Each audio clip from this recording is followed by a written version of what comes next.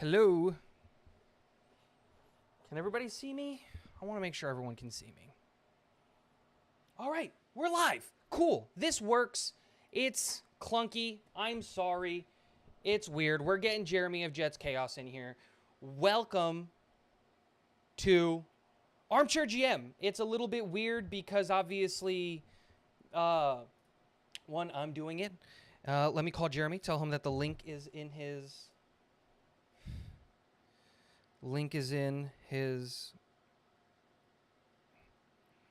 on Twitter. Cool. Awesome. We'll get this all sorted. Everybody, welcome. Armchair GM, the show every Wednesday where we're going to be talking about, it's Green Bean and I, and we're going to be talking about everything and anything when it comes to,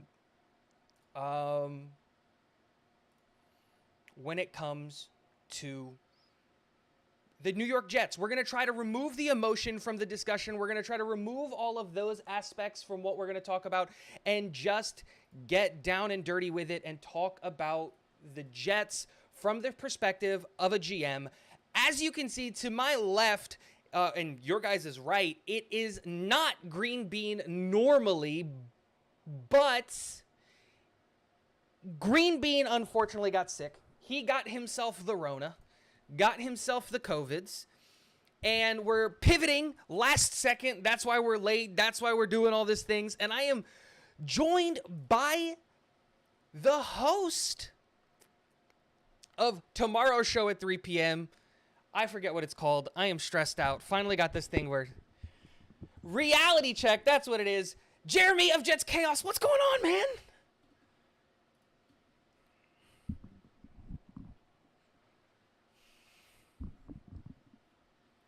Never.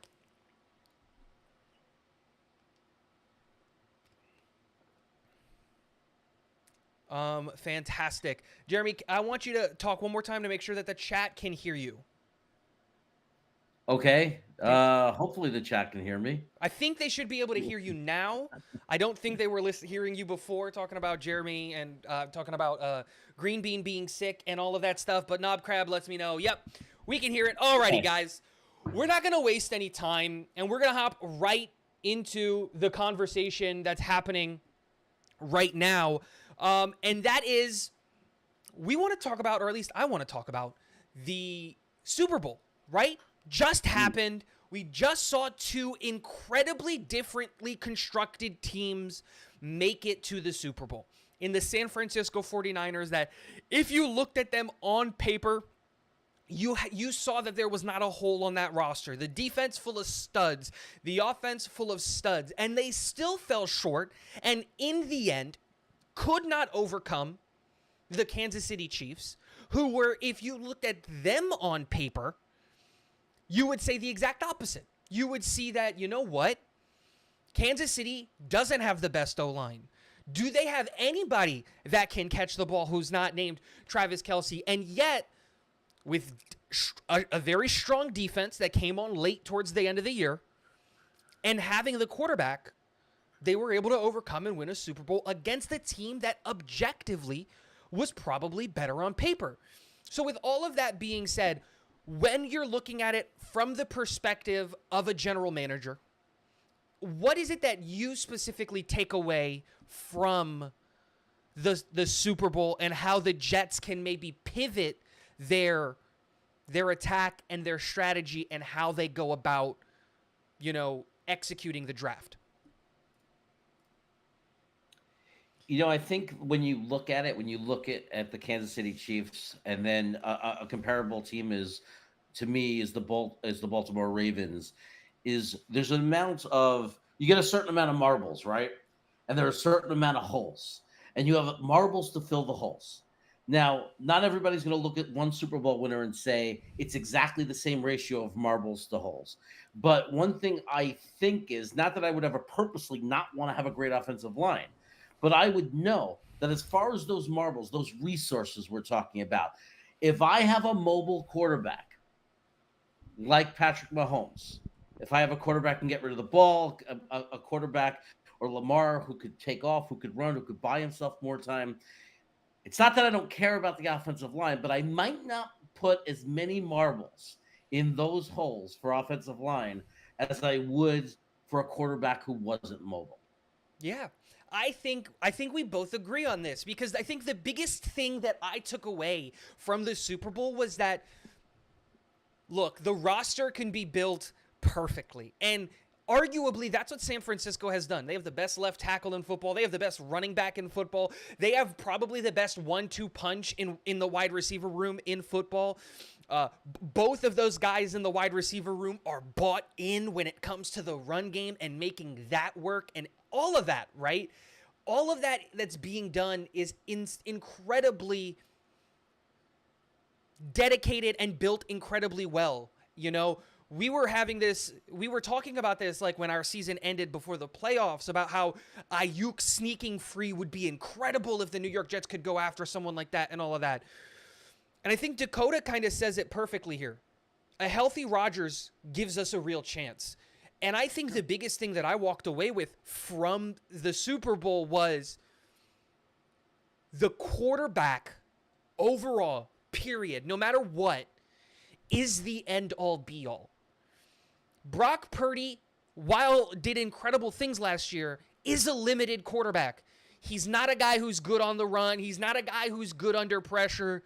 He lives within structure, that Kyle Shanahan structure, right? I know that at least I believe that a Kyle Shanahan-led offense, I could look like a Pro Bowl quarterback, you know, because it's not that hard. Like what Shanahan is asking quarterbacks to do, you just need to do your job, and that's it. Where when you look at Kansas City, who didn't have a ton of pass catchers, it took them getting a rookie to step up in a big way to be their number one wide receiver. I'm blanking on his name. I'm pulling up their roster right now because I'm blanking on his name.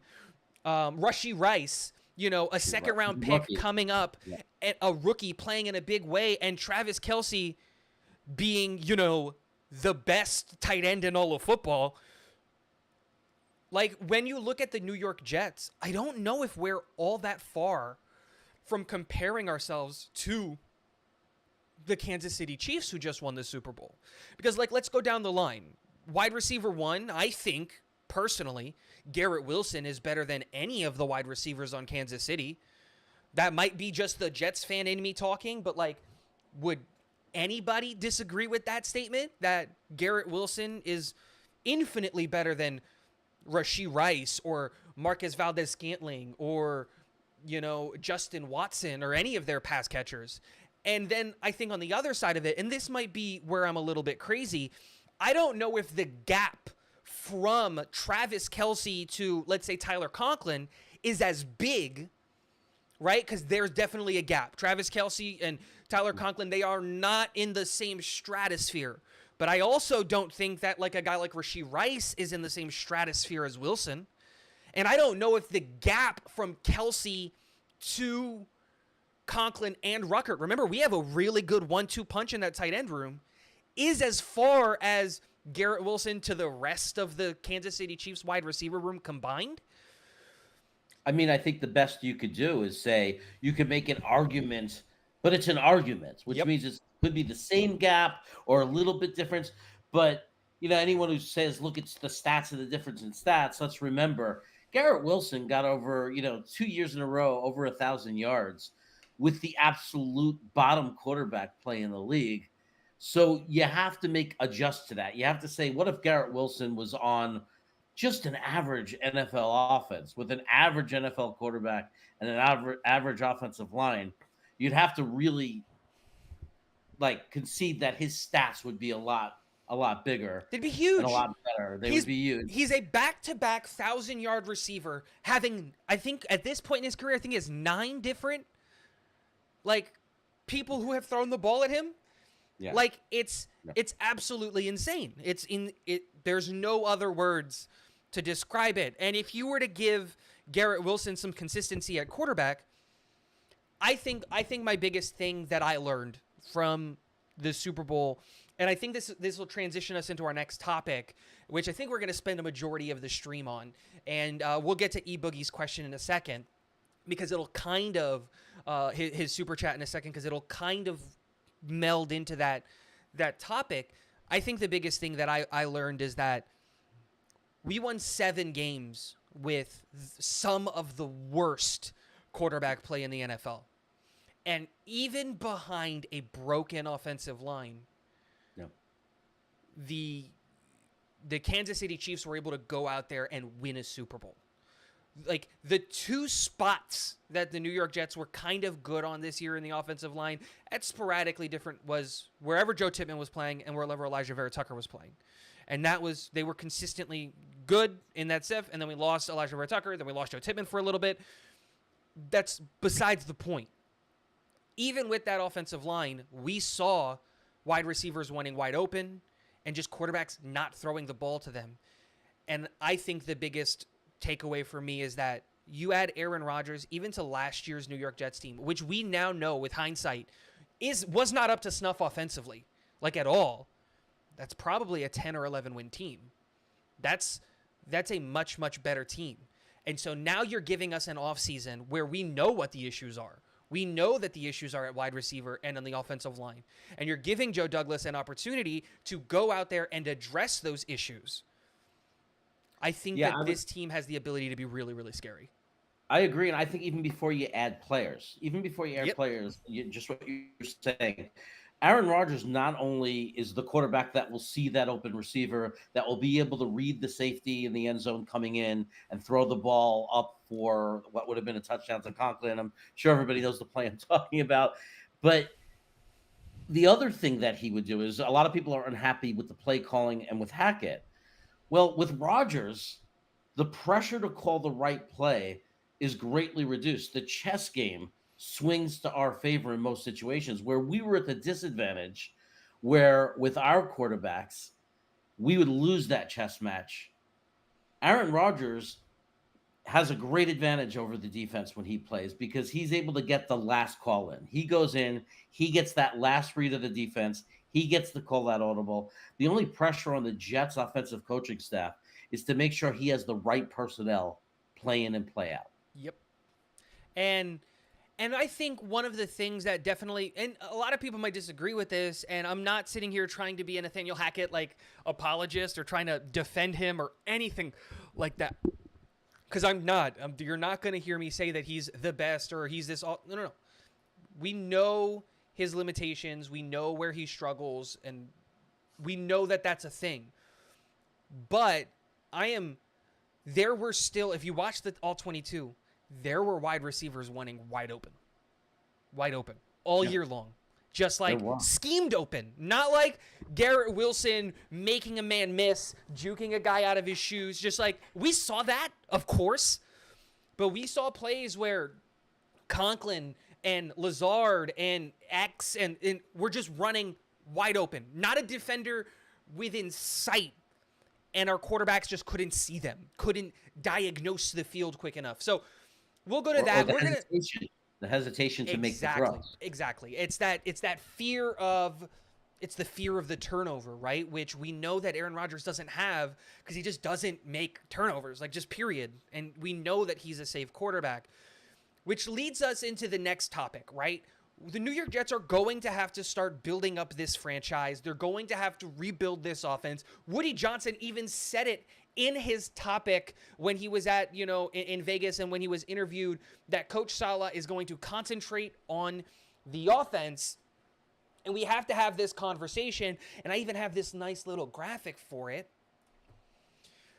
Free agency versus the draft. Obviously, how do you prioritize one over the other?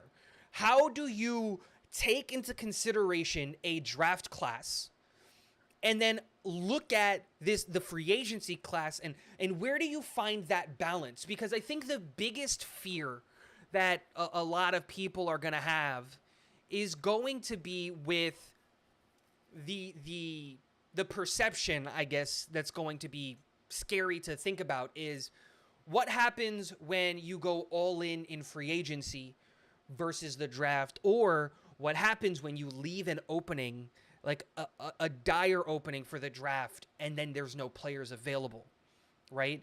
So I'm going to ask you here the question first. When you, as a GM, right, you're the new general manager of the New York Jets, you're Joe Douglas, right? And you're sitting there thinking, and free agency is coming upon us, and you're looking at this list of free agents. You know that you need to bring onto this team at least one tackle, at least one interior offensive lineman, at least a wide receiver, a interior defensive lineman, and those are like the things that like you desperately need, right? And you could probably find everything else and fill out the back end, but those are the four things that like they're massive holes in the New York Jets. Like we literally don't have people currently signed who can play those spots that we totally have faith in.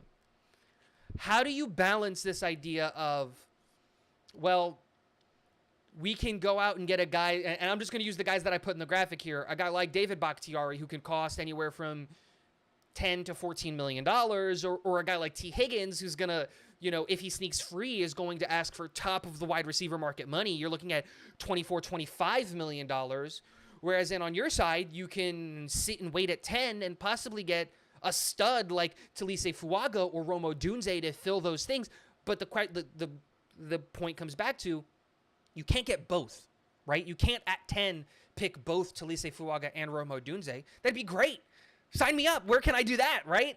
But you can't do that. So how do you find that balance? Where do you see the plan moving forward for the draft, and how do you attack that?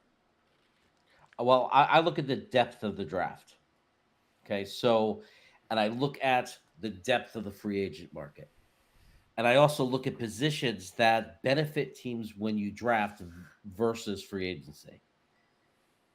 If you look, the one thing San Francisco has in common, Kansas City has in common, Green Bay has in common, Detroit has in common.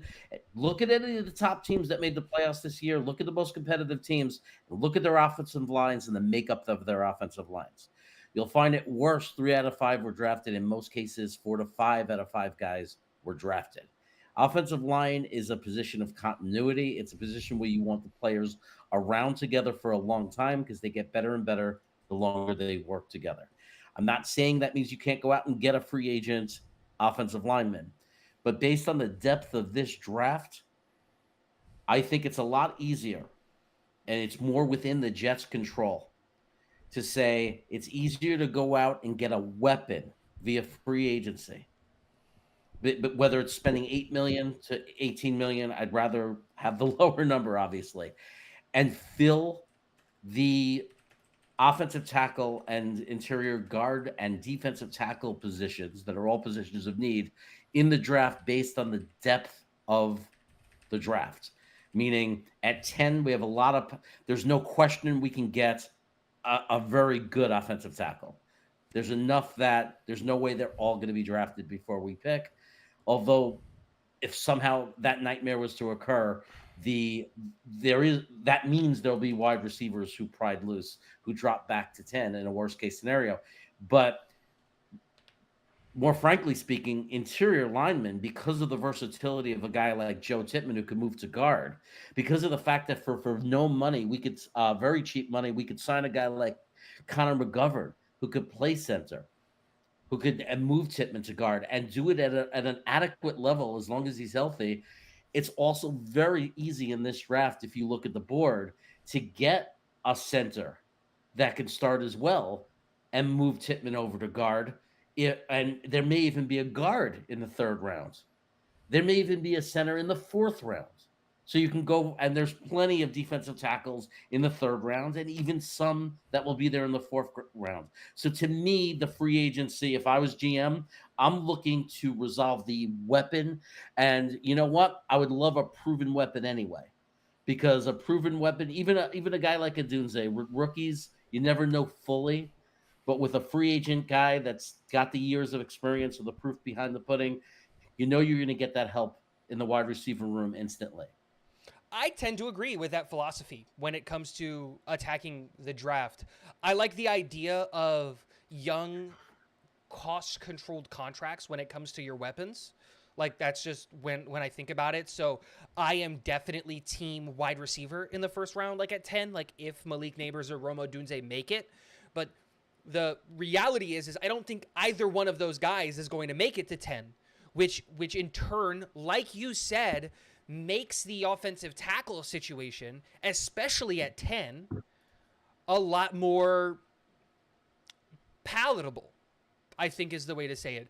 Because at 10, the likelihood of you having one of, if not all three, of your top 3 offensive tackles is going to be there. I'm going to pose this question that eBoogie put in the chat. Thank you for your super chats. Super chats, skip the line, and if you want the question answered, drop it as a super chat. Let's take away this graphic. Let's talk about eBoogie's question. He says, how much value does AVT have? How much value does AVT still have? And is it enough to trade up? Because if we keep him for this year and he gets hurt again, now what do you do now? Okay. One, I'll say this. AVT's value in a trade is probably like a day 2 pick, maybe like a third if we're lucky. It's probably like a third or a fourth. Now, I know a lot of people are in love with Elijah Vera Tucker. I am one of those guys. I love AVT. And I want him on this team for a long time. But I think this is one of those panic, oh my gosh, the sky is on fire type of questions when it comes to like the New York Jets and the offensive line situation. AVT has been hurt last year and the year before. Both of them happened in Denver, obviously. But now you're bringing up a question, and now you're having this idea of, oh my gosh, like, what are you going to do? Because you can't rely on AVT because he's been hurt. I think, we lost Jeremy. He'll come back. But I think that when you have that like conversation about Elijah Vera Tucker, and welcome back.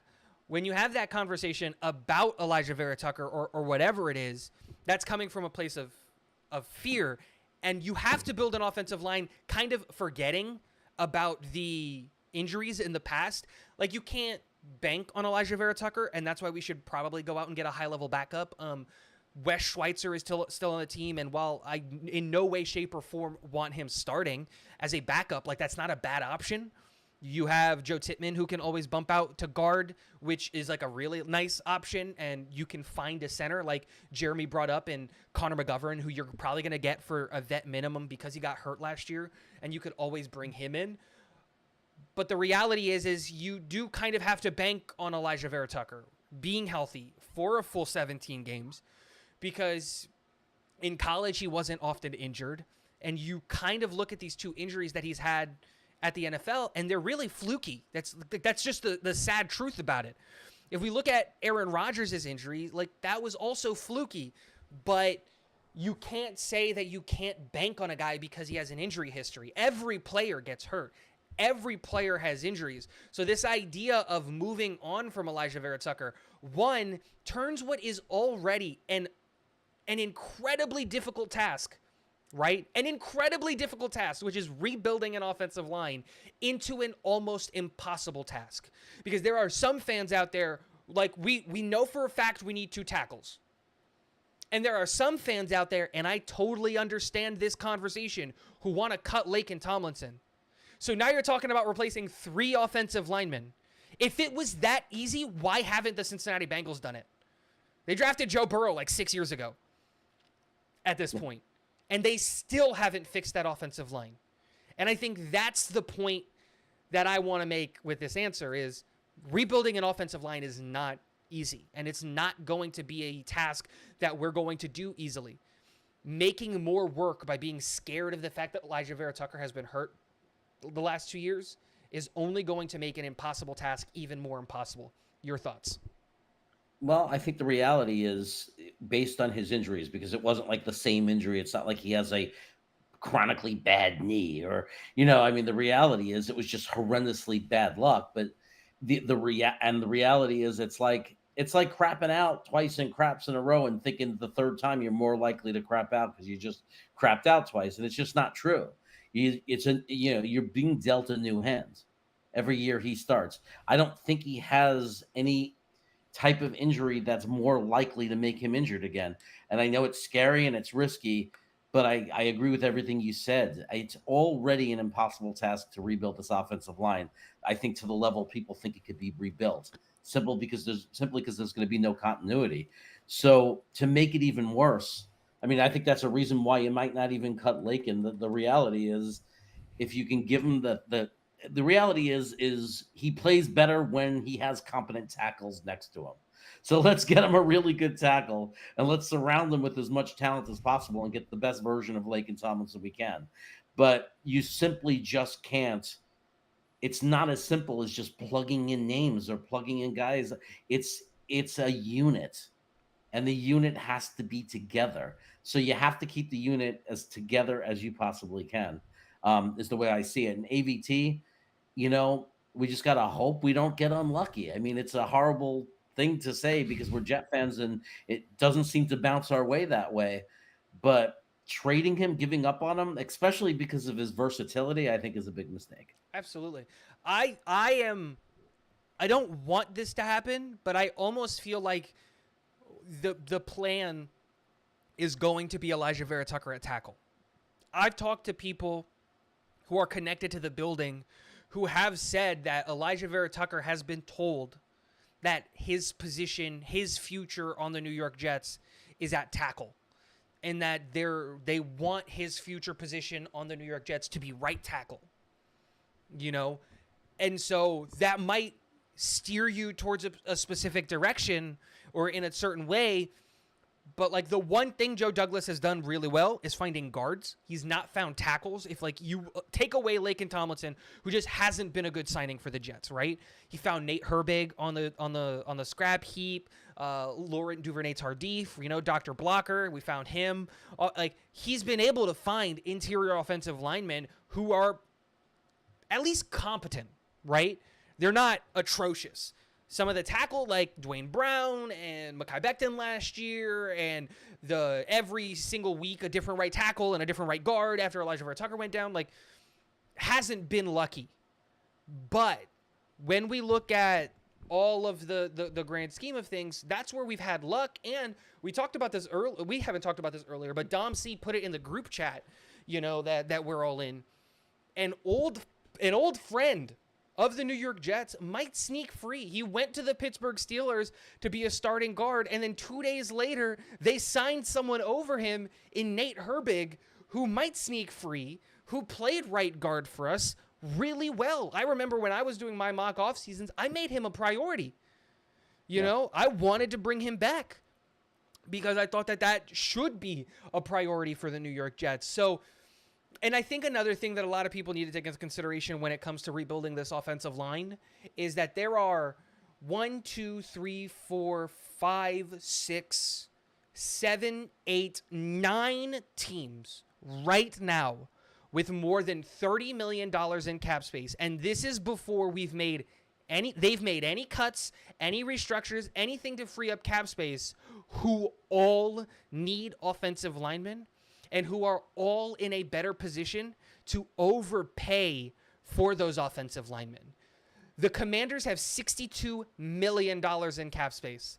They're going to be able and willing to throw millions of dollars on the offensive line. The Titans have $61.5 million. The Patriots have $57 million. The Bengals have $53 million. The Colts have $55 million. The Bears have $35.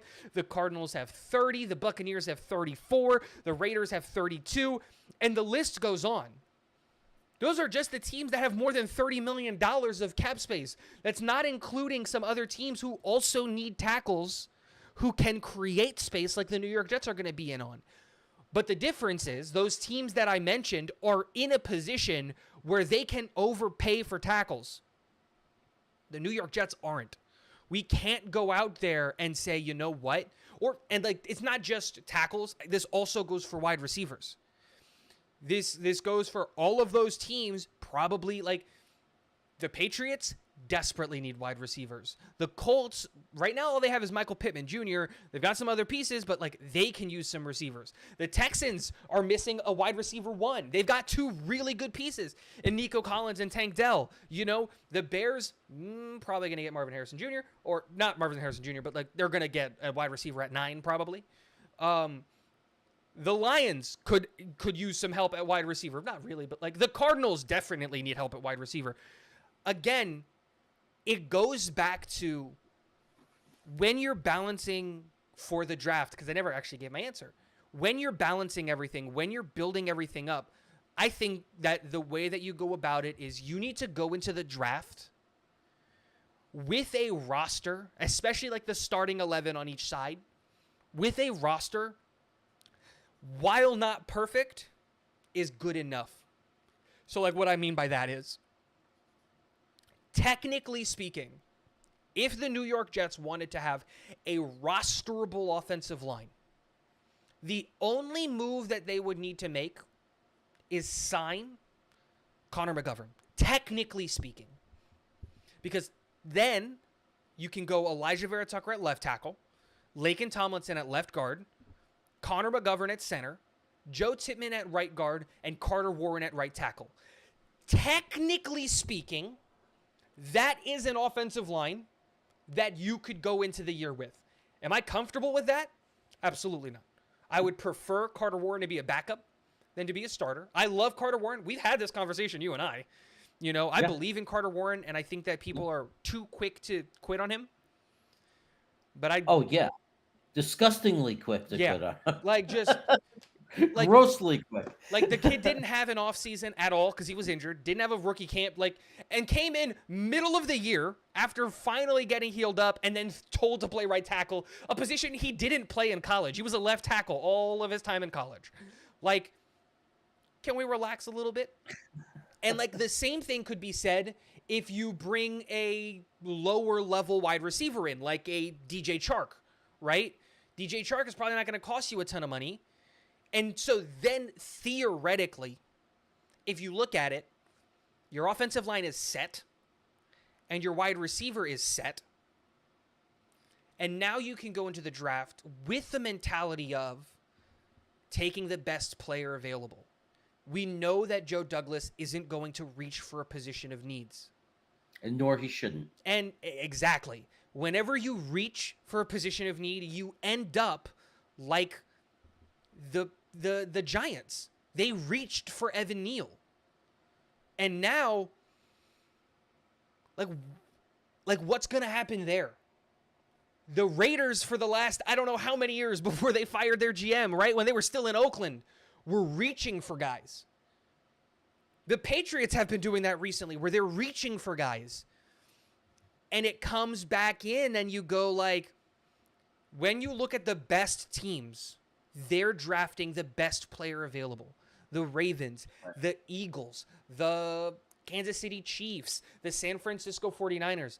They say, screw the team needs. What's the best player on our board? We'll make it work. Did people forget how we got Chuck Clark? They didn't need a safety, and they took Kyle Hamilton. And look how it worked out. And it's working out great. You know? Yeah.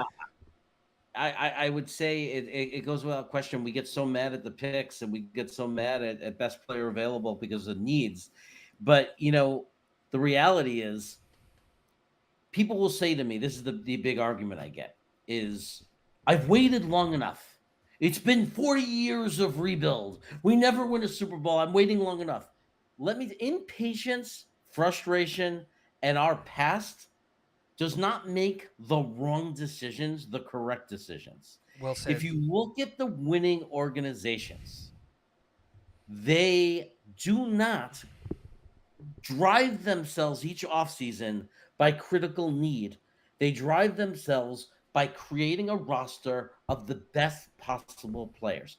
And the evidence of that is that we're like that as a fan base is this is not new. In 2021, when we had zero roster, when JD stripped the roster, we went into the season with people screaming, we don't have a tight ends. We don't have, this is ridiculous. We don't have cornerbacks. Last year it was we don't have enough depth in the offensive line. We don't have, it was each year we don't have a linebacker or a safety with it, whatever it was. The We let reality is Jason Pinnock go, and we haven't even seen Tony Adams. What is going on here? right. There's always something to scream about. Right. The reality is, though, is every year we scream about the urgency of meeting the immediate needs. Every year. And it's like, so we're always going to feel like that. So if we're always doing that, if I'm a GM and I'm doing that, and I'm only addressing the needs and I'm reaching into positions, doing whatever I can to fill each individual need and never taking the best player available, when is the year that you get to do that? When is the year that you get to act like the 49ers and the Chiefs and the Steelers and the Ravens? When do you get to be like a winning organization? And like the great point about that, I think that you need to bring up is like, those are winning organizations, but of the three teams that you brought up, only one of them has won a Super Bowl recently. It's just the Chiefs. Yeah. 49ers haven't won a Super Bowl recently. Yeah. They've been twice, right? They've been twice, right, but they haven't won it. The Ravens haven't sniffed a Super Bowl in a long time, but they're consistently in the playoffs. And so the same question that you asked, like when do you change your mentality? Like, I understand we didn't make the playoffs last year, and the argument could be said that, oh no, you do it when you're actually a perennial playoff team. But like, is there not a moment where you kind of go, hey,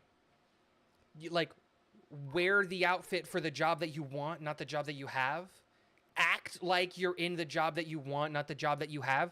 Like, when is it that you get to act like, you have to, there has to be a pivot point where you have to start acting like you're, you know what? This is a playoff team. We might not have made it yet, but this is a playoff team. And we're going to build this roster like a playoff team. And that's what we're going to do. Because we said it earlier in the stream, and I'll say it again. This roster, even with how bad the offensive line was and the wide receiver rooms were and the offensive coordinator not being able to adjust at all, with Aaron Rodgers as an 11-win team, that's a playoff team. And someone put it in the chat, and I don't remember, but the craziest thing is like the Steelers made the playoffs, and we're an infinitely better team than the Steelers, in my opinion. Right? Like, I think... So, like... Roster-wise, there's no question about it. Like, okay, maybe their offensive line is a little bit better than ours, but, like, I think we've got better wide receivers. I think we've got a better quarterback when Aaron Rodgers is healthy. I know we have a better defense. And even though T.J. Watt is him, T.J. Watt is the only... Like, it's T.J. Watt and Minkah Fitzpatrick. Like, that's their whole defense. If either one of those guys misses time, they're screwed. Like, they're screwed. And that happens a lot. But, like, that's... all I'm saying is, I think you have to get to a point where you have to start believing that mentality of you got to get it done. And I think a great example of that is sometimes throwing all of the money and building on paper the best offensive line isn't the right answer. Because did anybody go into this year outside of Creed Humphrey and Joe Thuney think that the Kansas City Chiefs offensive line was any good? Did anybody think that a 30-year-old Donovan Smith and a Jawan Taylor who hasn't had a successful year was ever going to work out? They were willing to let Orlando Brown Jr. walk in free agency. They played the first half of the season without Chris Jones because they said, you know what? The whole roster construction can be overcome by the quarterback. And I think that's a mentality that the New York Jets fan base needs to kind of wrap around their head. Yeah, you get to a point where you ask your quarterback to go out there and win games. But here's the secret. We have one of the 3 or 4 guys in the NFL that we can do that with. There's not many guys that you can go into a game with and say, hey, we need you to go win us a game. We've got one of those guys. Right. The San Francisco 49ers asked Brock Purdy to do it, and he couldn't do it because he's not that guy. Kansas City went to a Super Bowl and said, hey, Pat, without you, this thing isn't going to happen. And he said, all right, and he made it happen. We've got one of those guys in Aaron Rodgers where you need to win 12. Well, he used to be 12. 8, go and get it. And I will say the offensive lines of the top teams in the NFL were built via the draft. They were built through the draft and not necessarily reaching. They were just because some of a lot of the lines, no offensive line by all the top teams out there are all first round picks. They were just picking the right guy in the right place and dedicating and committing yourself to picking him. But the reality to me is it's like when you talk about Kansas City's offensive line, because their left tackle is not a very good left tackle. He holds a lot. He had the advantage of playing on the Chiefs, who don't get called for holds in big games. But more realistically, and the reality is, one of the biggest problems where we need help with our offensive line, it's not so much the improvement in talent. It's not that the talent we went into the season with was that bad. The reality is what was much worse of an issue than that was health. We literally, I will die on this sword. We had 13 different variations of an offensive line in 17 games. That's a much bigger problem than the talent itself. And So and a little piece that was missed in that article, and I'll let you go back to it, is an offensive line coach who's been getting a lot of heat recently, who asked the offensive coordinator, the offensive coordinator, for help blocking, and he didn't get it. He was like, "Hey, can you help Chip like Micah?" And he didn't get it. But you're right, injuries.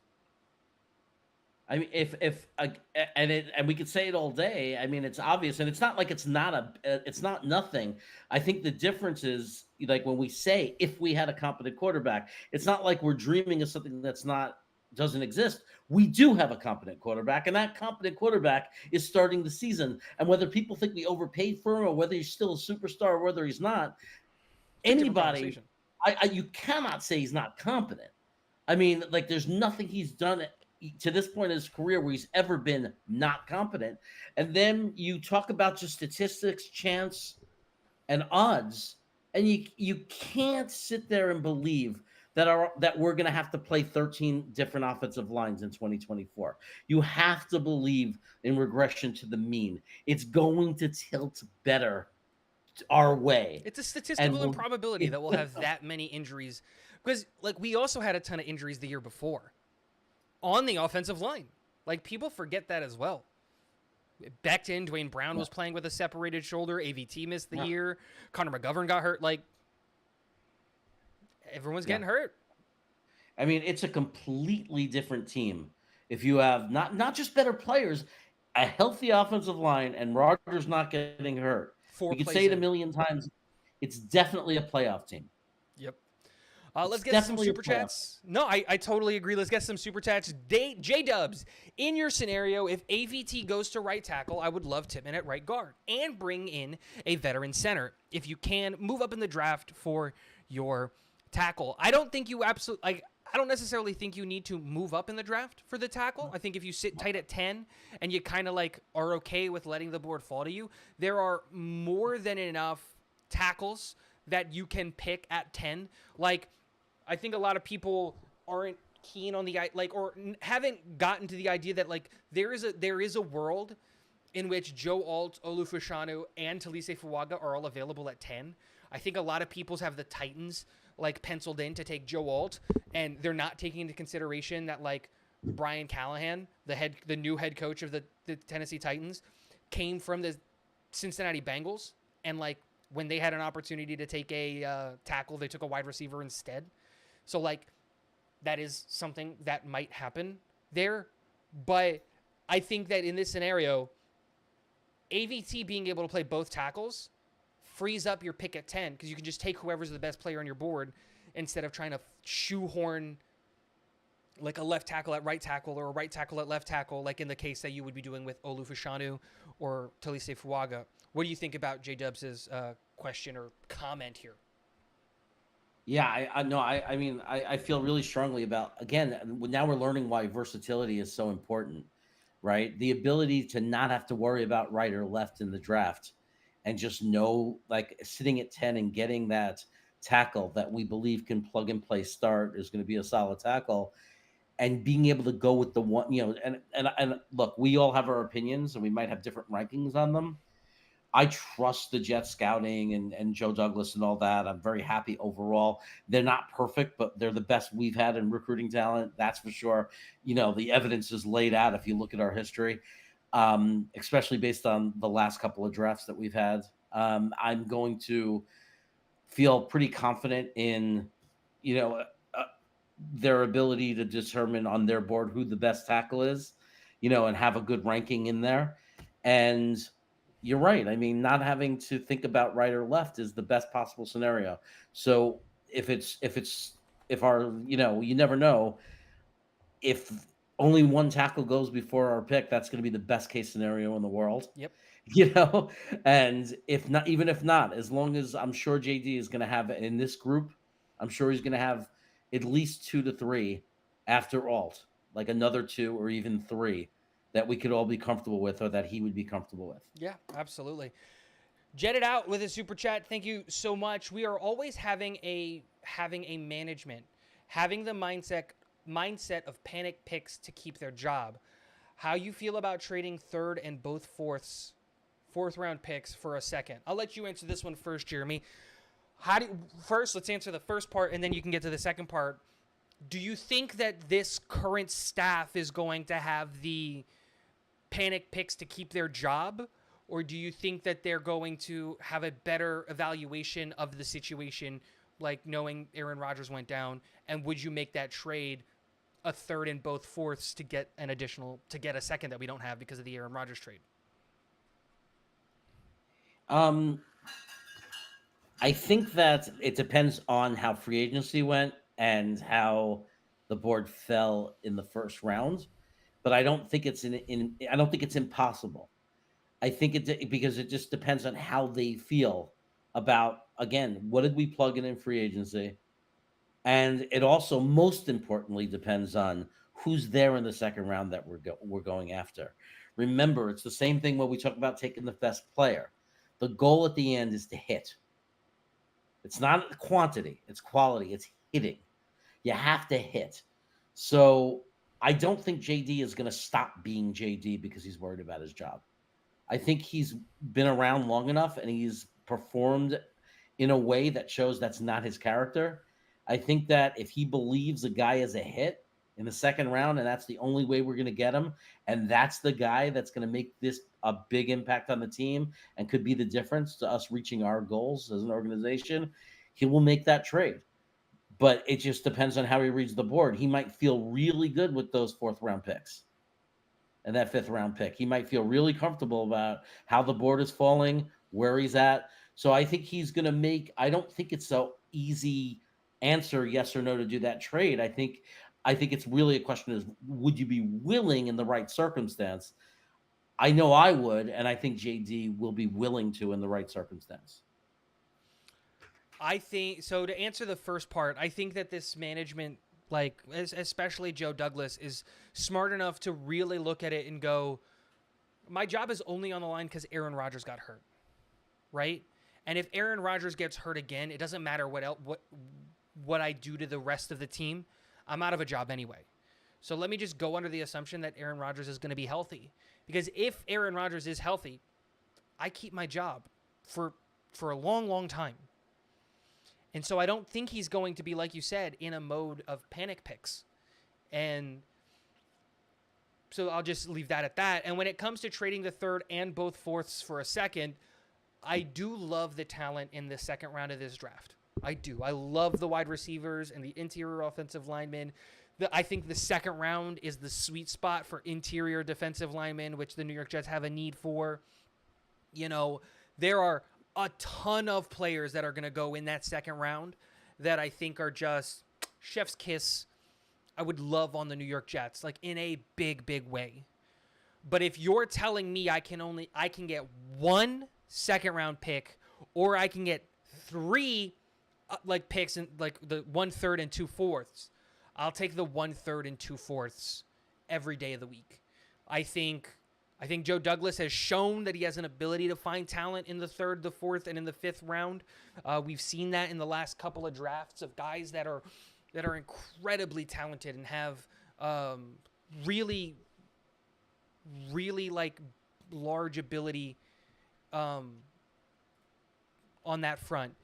That being said, I wouldn't trade all of those picks for that situation. I think that you keep your third and your 2/4 because in the third you can still go and get a center. You can still get a guard. This draft is incredibly deep. I think it sounds too expensive anyway. I mean, I think it's more realistic, depending on where in the second round you're trading, to say a third and a fourth to go to a second, depending on where the second round pick is. Yep. I know I haven't looked at the points. If Dom, I know Dom C's watching. If Dom wants to go look at, or if anybody wants to go look at the points and tell us if the points match up, please let us know. But so going back to the question in the topic, right? That where we're talking about prioritizing draft and free agency. How do you balance that out? If you're going, you have the number 10 pick. You are not allowed to trade back, which I think is what I think everybody should want, is for us to be able to trade out of 10. You're not allowed to trade back. And let's say that there is no competition. The guy that you want is at 10. Let's not be crazy. Let's say Joe Walt's not available. Marvin Harrison Jr. is not available. But like the realistic guys that are available at 10 are available at 10. And you get to overpay for one player.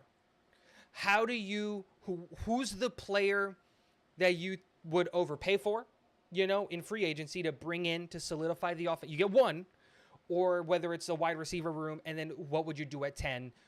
What would you do? What players would you target?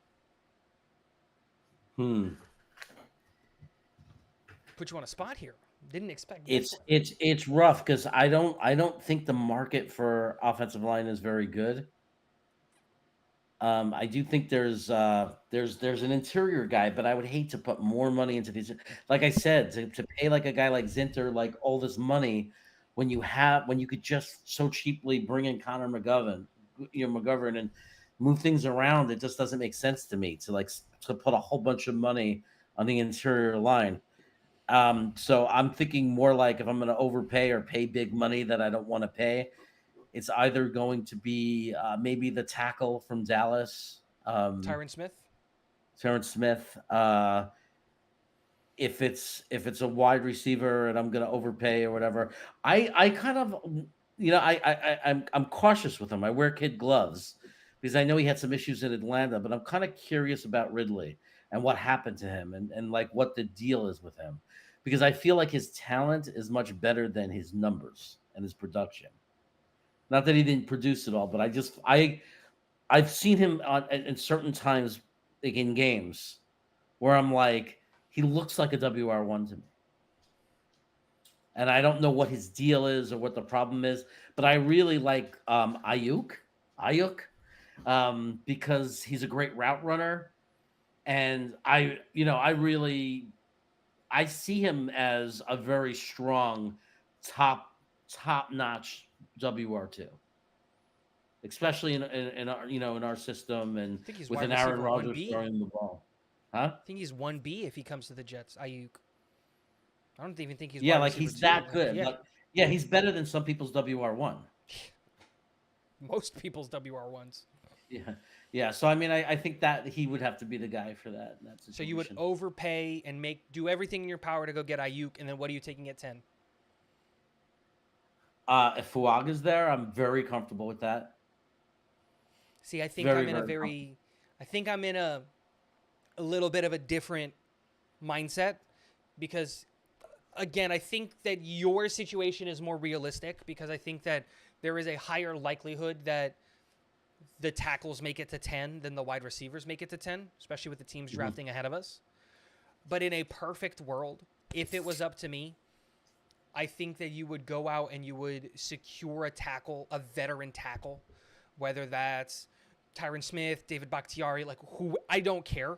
Like just a veteran left tackle, because I think that you can very easily, like you said, bring back Connor McGovern. And then at 10, I would take Rome Odunze. And I think that partnership of Garrett and Rome together would just be absolutely insane. And then you solidify the left tackle with a guy who again, when he's on the field, is a top 5 tackle in the NFL. He's just has been injured, and so it's that balancing act of what's the right thing to do here. But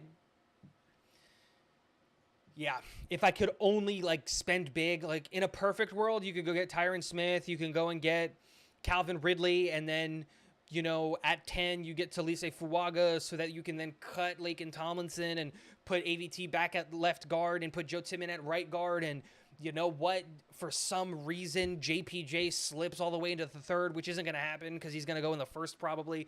But whoever, you could get Zinter in the third, and then move Joe Tippmann back to center, and there's your offensive line, right? That's the perfect situation. Yeah. Everything's worked out,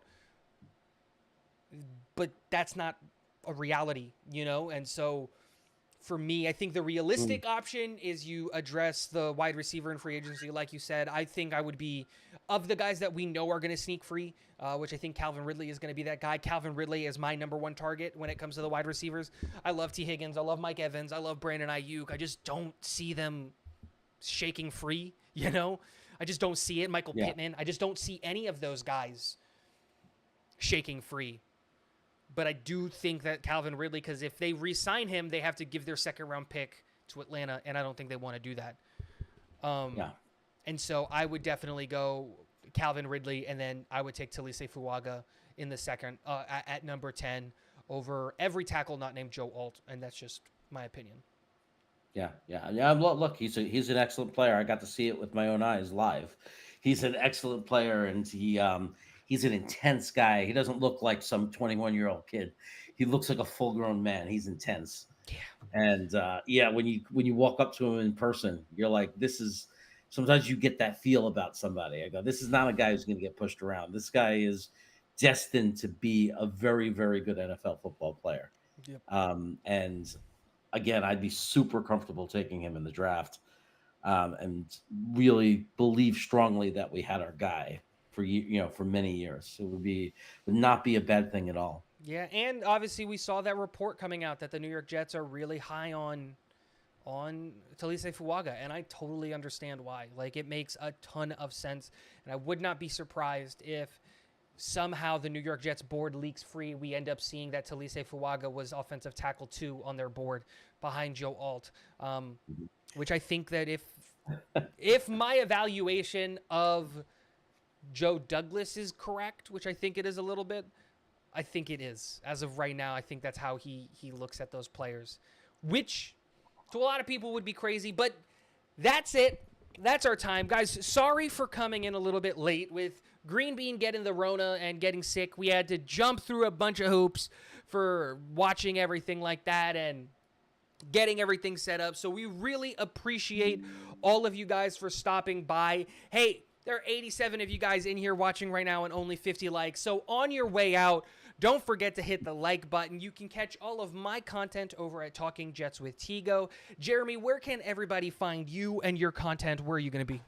I'll be on in 15 minutes at Jets Chaos doing our Wednesday Pride and Chaos show with Nick Shine. So and we're going to have a guest, little Connor. I don't know if you know him. He's like 13 years old. He's a little genius. He's awesome. And who knows? Maybe even we'll suck Tigo in if he wants to come in and talk more about this, because I feel like we could talk about this for hours. But so Jets Chaos, and of course, catch me tomorrow at 3 p.m. Eastern, right here on Talking Jets with Matt O'Leary and our new show, Reality Check. Absolutely. Like he said, almost every day of the week, there's a show going on for you guys to catch your Talkin' Jets on this channel. Monday, you've got the draft show with Dom and Ryan. On Tuesdays, you've got the Talkin' Jets panel. On Wednesdays, you've got me and Green Bean with Armchair GM. On Thursdays at 3, you have Reality Check, Jeremy and Matt O'Leary, and so much more stuff coming to this channel. So don't forget to hit the subscribe button. Hey,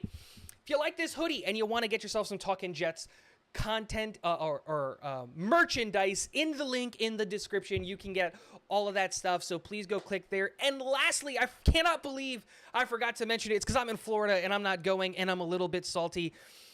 But they're going to be doing over in Long Island, they're going to be doing their first ever in-person draft party. So if you want to get tickets to that, go to the link in the description and do all of that stuff. Guys, our time is out of here. I'm going to get on out of here. Jeremy, thank you so much for being a part of this episode. Hopefully Green Bean gets back and healthy for next week's episode. If not, we'll see who I'm doing the show with, because we know how long it takes for some people to get better from COVID.